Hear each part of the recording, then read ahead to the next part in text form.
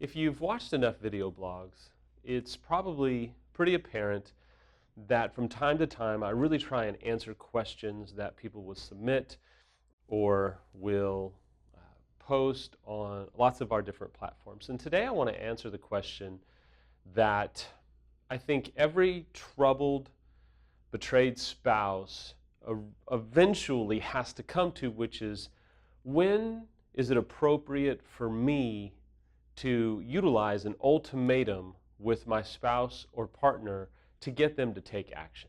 So today I want to discuss an ultimatum, why it's difficult to use, when you want to use it, and some important principles about using that ultimatum. For starters, I have found for some people it is incredibly difficult for them to deliver an ultimatum or feel like it's okay to use an ultimatum or even allow themselves to deliver an ultimatum. I think, and to be honest with you, and I mean this graciously, people who struggle with codependency find it very hard to deliver an ultimatum. People that come from faith backgrounds oftentimes will really struggle with delivering an ultimatum. Those that are extremely traumatized, believe it or not, find it tough to muster up the strength and the courage, because I will tell you, it does take courage, and it does take a heartfelt bravery to deliver an ultimatum and stick with it. I've also found that those that are ambivalent themselves find it very tough to utilize an ultimatum in recovery.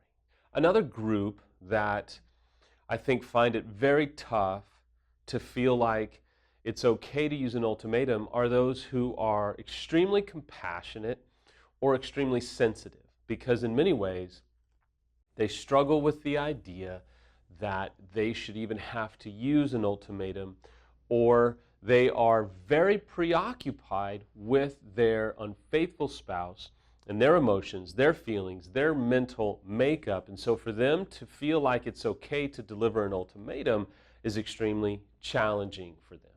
To answer the question, when is an ultimatum necessary? Here's what I have found.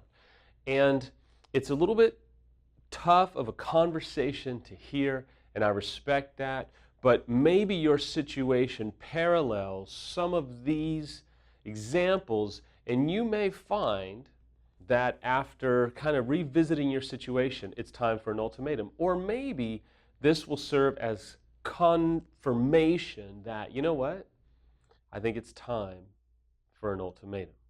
Typically, what I have found is that the most appropriate time to utilize an ultimatum is when you are just stuck, and forgive the bad grammar, but you are stuck enough to say nothing is working.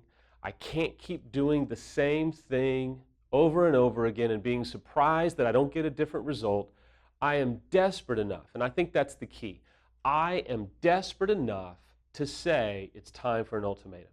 Because if you're not stuck, if you're not desperate enough, if you're not at that point where you're almost ready to give up, then you may feel pushed into giving an ultimatum, and then you won't feel like backing that ultimatum up. And one of the worst things that you can do is deliver an ultimatum and then not stick to it. And in this scenario that I'm talking about, the unfaithful spouse doesn't respect your ultimatum, doesn't respect your boundaries, and so it will be that much harder down the road to deliver an ultimatum and think that they are going to respect it, stick to it, and ultimately that it will do what you want it to do, which is cause them to get help and take action. Another reason to consider an ultimatum is you may be willing to give it one last try. It may be that last Hail Mary pass that you are willing to just give it that little shot. And I think that's a totally acceptable moment to deliver an ultimatum. You may actually need to deliver the ultimatum and have that spouse or partner say, no, I don't care, I'm not doing it. That may be the click that finally tells you, okay, I'm done. I'm confident that I'm done. I've tried everything, nothing has worked, it's over. Early on, I used to get in some real heated conversations with people because I would listen to them really be frustrated about their spouse's refusal to take action. So I would say, well, you need to do an ultimatum. You need to do an ultimatum. And they would kind of fight against it and say, no, I don't want to. I feel all these different reasons not to. And then I finally would kind of come to the point where I would say, well, I don't think you're stuck enough. I don't think you're frustrated enough. I don't think you're desperate enough to be willing to utilize this tactic. Because if you're not stuck enough or desperate enough, you don't want to do this because you won't be able to back it up if it goes south. And then you'll be angry at the person that challenged you to utilize an ultimatum rather than angry at your spouse who refuses to take action, get help in the affair, stop acting out, or at least be willing to do some type of expert help. I just humbly appeal to you.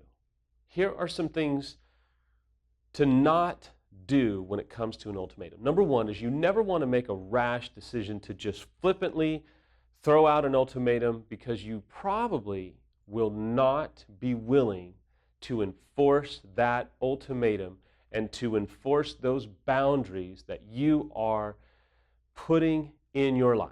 Remember, if you place a boundary in your life and your unfaithful spouse, and in some cases maybe the betrayed spouse who is really dealing with incredible anger or rage or something along those lines, if that person that you are enforcing a boundary with loses their mind, flips out, tries to bully you, and shows incredible animosity, it's probably proof that that boundary needs to be there, and it probably will reinforce the need to keep that boundary there until that person will accept it, embrace it, and embrace it gladly with respect and compassion and an acceptance for the consequences that come their way if they try and step over that boundary. Boundaries are incredibly important when you're trying to protect yourself and prioritize your own recovery. Now, I will tell you, one of the most important principles behind delivering an ultimatum is the fact that if it doesn't work, or if your spouse or partner refuses to take the action that you want them to take, you have to know that you are doing the right thing. You have to feel in your heart that you wanted to do it. You can't do it because I or any other professional say that you need to do it. If you come from faith, there needs to be a rock-solid confidence from God that you feel like, yeah, I need to do this. I'm willing to embrace whatever comes my way if they don't take the action I want. If you don't come from faith, there has to be a rock-solid confidence to know that this is what you want to do, that you're confident enough to do this, and that even if it doesn't go the way you want it to go, you can hold your head high and know that it was the right decision to make. You see, your hope in an ultimatum is for that spouse or partner to get help, to stop acting out, to agree to take action in recovery work. And many people will say, I don't want to deliver an ultimatum because I don't want to chase my spouse back towards their affair partner or addiction. I have to tell you that I'm sorry. If you're even thinking that way, they probably already are either interacting with the affair partner or involved with the affair partner or continuing to act out.